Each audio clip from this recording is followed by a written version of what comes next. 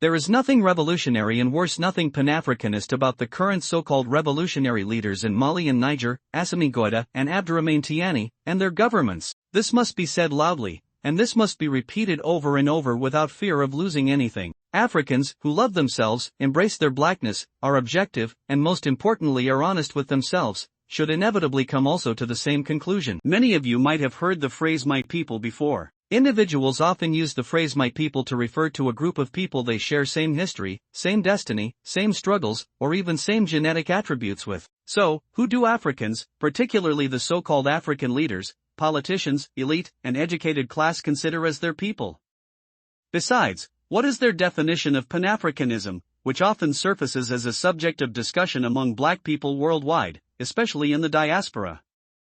Mali and Niger, with their current political and social situations, offered me an opportunity to get a clear definition of both my people and Pan-Africanism from the perspective of this category of Africans. Over the past 3 years, people of Mali and Niger, and some factions of their army rebelled against imperialists, particularly the French, who had abused them, exploited them, and looted their natural resources on a large scale for over decades or a century. Some observers describe this spontaneous uprising in Mali and Niger as the Malian and Nigerian Revolution. This revolutionary made big news across the world, particularly on the social media. The new so-called revolutionary leaders who emerged from this revolution in Mali and Niger boldly said in many of their speeches that the goal of their revolutions is to free their countries and all black people from the Western imperialism, exploitation, and dictatorship. These leaders also said they were on their way to revive and consolidate Pan-Africanism. In spite of their good-sounding speeches, the so-called revolutionary leaders and politicians in Mali and Niger have not been able to convince Africans, black people, and even their fellow countrymen that their speeches are not merely propaganda or empty speeches. Still, one can clearly see that the intentions and deeds of these so-called revolutionary leaders have never occupied the same space. Strangely, these so-called revolutionary leaders of Mali and Niger have been cultivating personal ties with many African presidents who are known to be brutal dictators, puppets, sellouts, etc.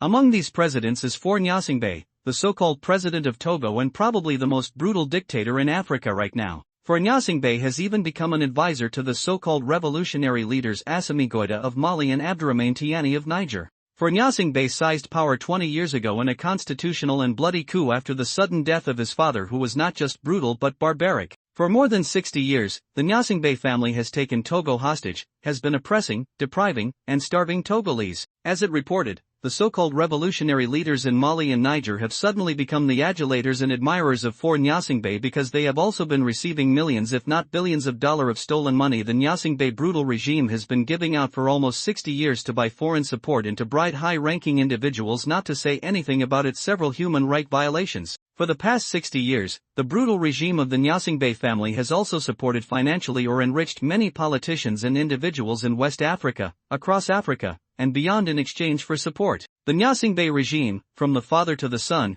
had been the participants in the major wars that have plagued the Africa continent for the past 60 years. Many international reports had underscored the involvement of the late Ayadima Gnassingbé in bloody civil wars in Africa such as the Biafra War in Nigeria, the civil wars in Liberia, Sierra Leone, Angola, Central African Republic, Sudan, etc. The name of his son Faure Gnassingbé was also mentioned in the civil war in Ivory Coast that toppled the former president Laurent Gbagbo. Many credible analysts, with deep understanding of politics and its ramification in African countries, already said that the brutal dictator Faure Gnassingbé has been acting as an informant within the newly formed Sahel Bloc AES for his French and American masters. Like his late father, Faure Gnassingbé is unquestionably an incompetent and worthless president who has been wasting Togo's resources, drowning Togo in colossal debt. Worse, the Gnassingbé's brutal regime in Togo has been torturing, murdering, starving, and enslaving millions of native Togolese for the past 60 years. The so-called revolutionary leaders in Mali and Niger have also been lauding and adulating Paul Kagame of Rwanda, who has been looting DR Congo's minerals,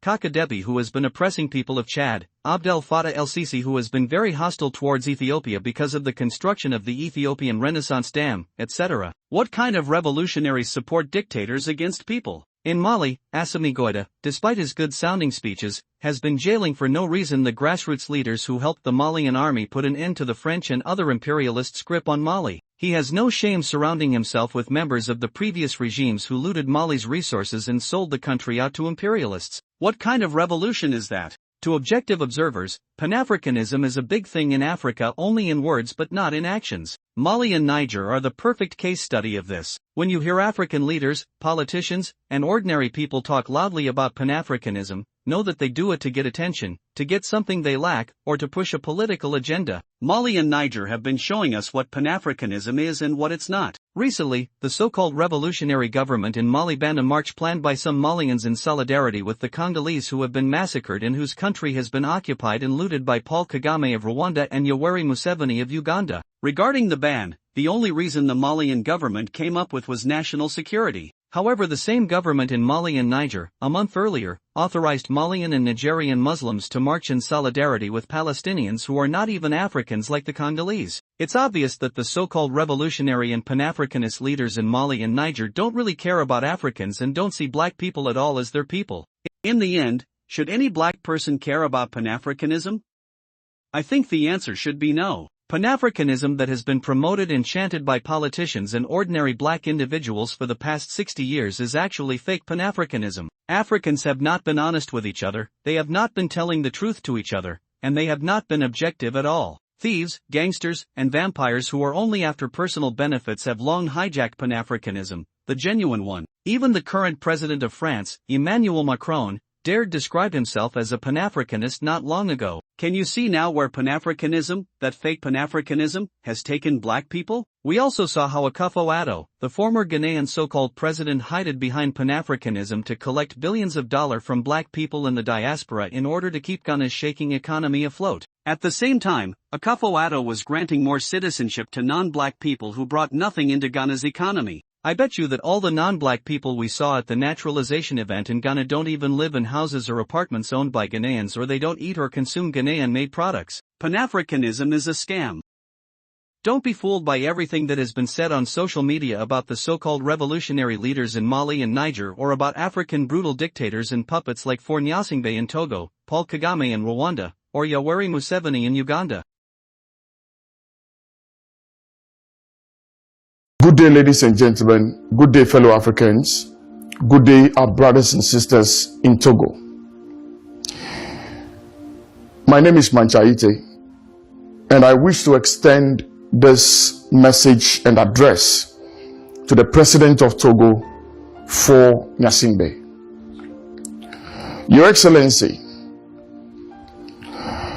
my greetings to you with love.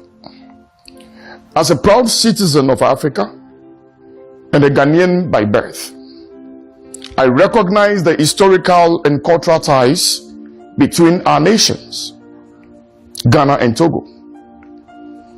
These connections are rooted in our shared traditions, aspirations, and the spirit of African unity. You became President of Togo on May 4th, 2005. After winning a controversial election following the death of your father, Iyadema, who ruled Togo for 38 years.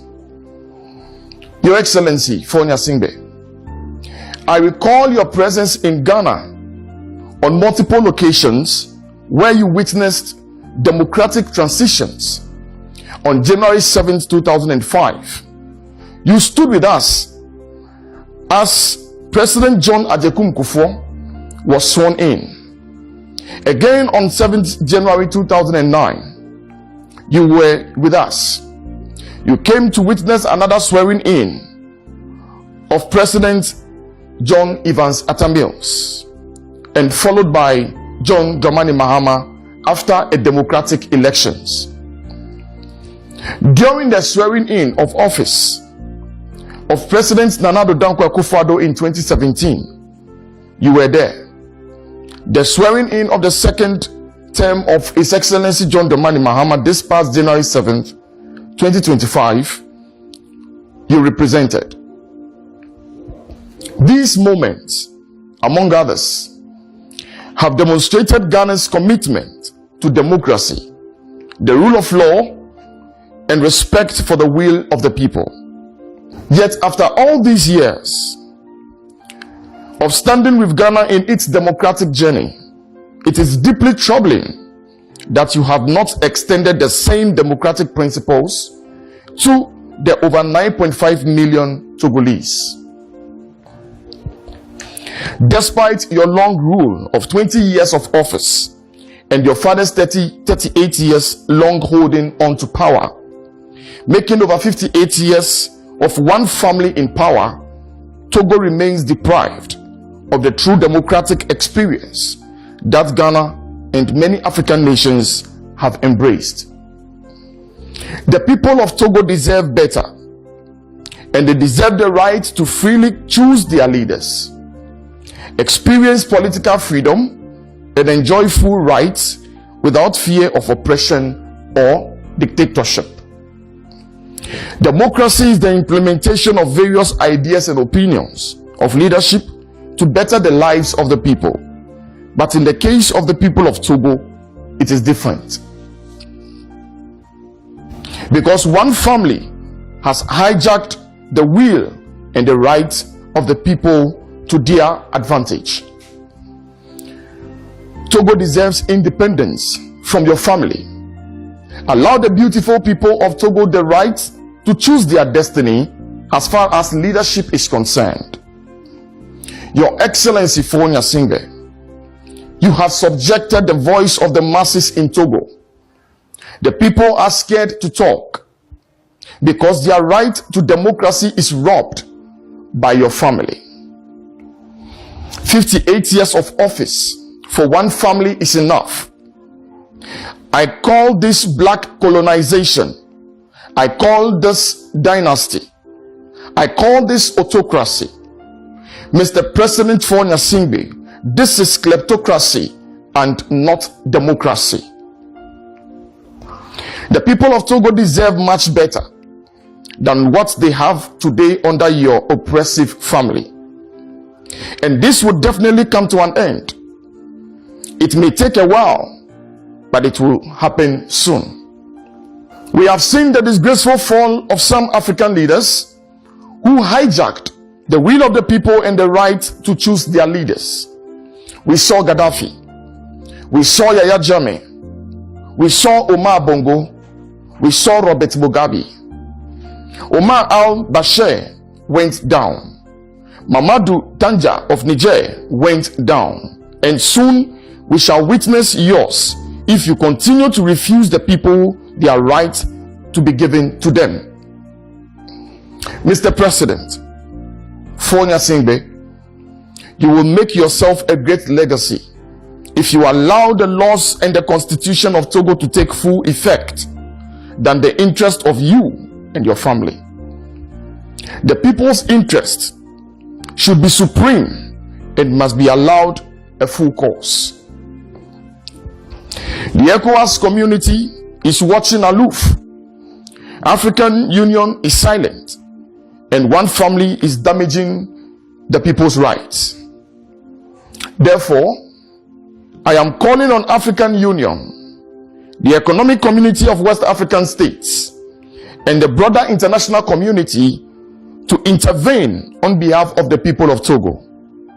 The time has come for Togo to break free from dynastic rule and experience true democracy, just like its neighbors.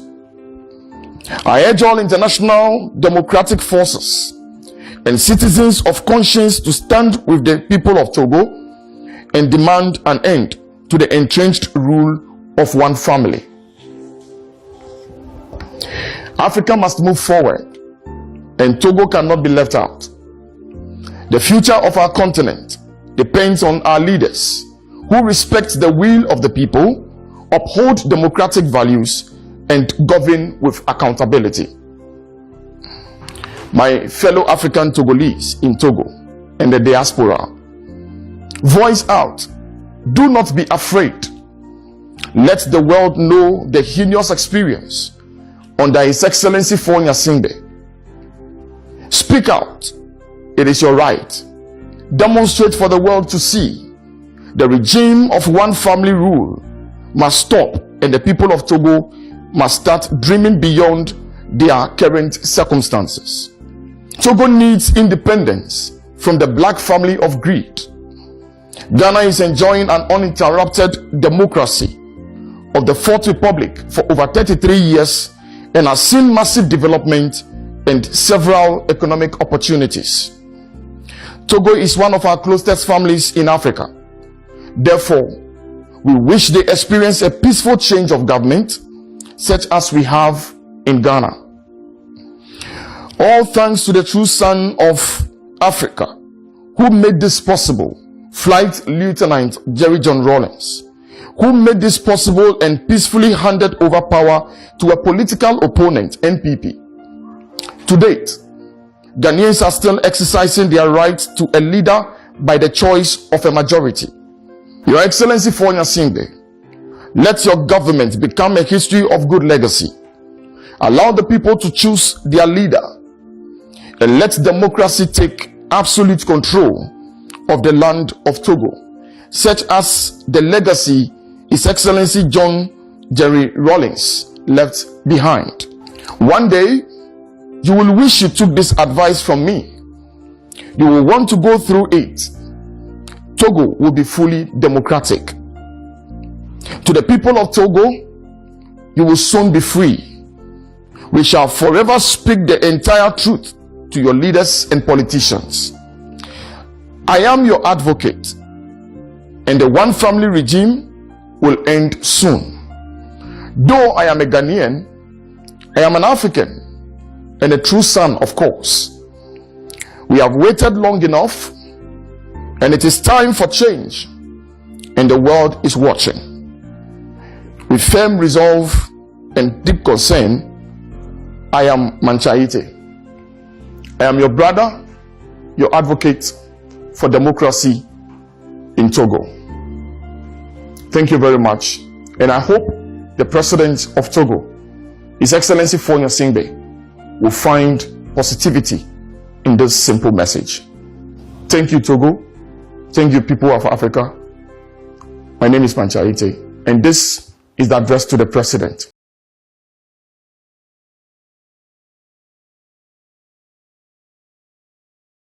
In our next video, we will talk about how the brutal and genocidal regimes of Faure Gnassingbé in Togo, Yoweri Museveni in Uganda, and Paul Kagame in Rwanda represent the biggest threats Africa faces right now from inside.